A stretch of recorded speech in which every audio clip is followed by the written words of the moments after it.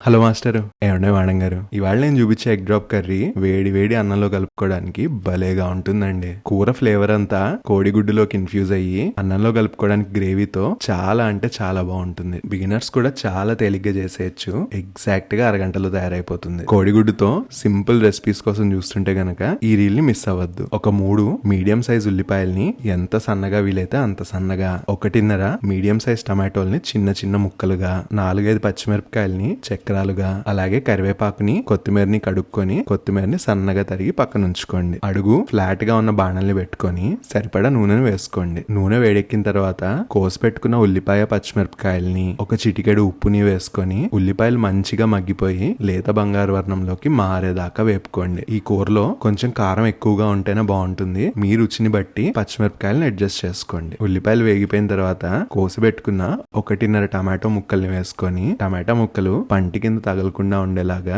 గుజ్జు గుజ్జుగా అయిపోయేలాగా మగ్గించుకోవాలి. ఉల్లిపాయ టమాటో చక్కగా మగ్గిపోయిన తర్వాత మాత్రమే అల్లం వెల్లుల్లిపాయ పేస్ట్ ని వేసుకొని అల్లం వెల్లుల్లిపాయ పచ్చివాసన పోయేదాకా వేపుకోండి. ఈ 3 ఎంత బాగా వేగితే కూర రుచి అంత బాగుంటుంది, గుర్తుంచుకోండి. ఇప్పుడు ఈ కూరలోకి ఉప్పు, కారం, పసుపు, గరం మసాలాని వేసుకొని సన్నటి సెగ మీద కారం నలుపెక్కిపోకుండా వేపుకోండి. ఒక 3-4 నిమిషాలు కారాన్ని చక్కగా వేపుకున్న తర్వాత కూర మొత్తం మునిగేలాగా మంచినీళ్ళని పోసుకోండి. కూరను ఒకసారి కలుపుకొని కూరలో ఉప్పు, కారం, మసాలా అడ్జస్ట్ చేసుకునేలాగుంటే ఈ స్టెప్ లోనే చేసుకోవాలి, గుర్తుంచుకోండి. ఇప్పుడు ఇందులోకి తరిగి పెట్టుకున్న కొత్తిమీరని వేసుకొని కూరలో ఉన్న నీళ్ళని తెరల కాగనివ్వండి. కూర కొత్తలాడుతున్నప్పుడు తాజా కోడిగుడ్లని ఒక్కొక్కటిగా దించుకోవాలి. కోడిగుడ్లను పగలగొట్టుకొని బాణలి మొత్తం కవర్ అయ్యేలాగా ఒక్కో చోట ఒక్కో గుడ్డును వేసుకోండి. గుడ్డుకి మధ్యలో లైట్ గా గ్యాప్ ఉండేలా చూసుకోండి. బాణలి కింద సెగ మధ్యస్థంగా ఉంచుకొని కోడిగుడ్లని మూత పెట్టి ఉడకనివ్వండి. నీళ్లు ఒకవేళ ఇంకిపోతున్నాయి అంటే గనక లైట్ గా నీళ్లను వేసుకోండి.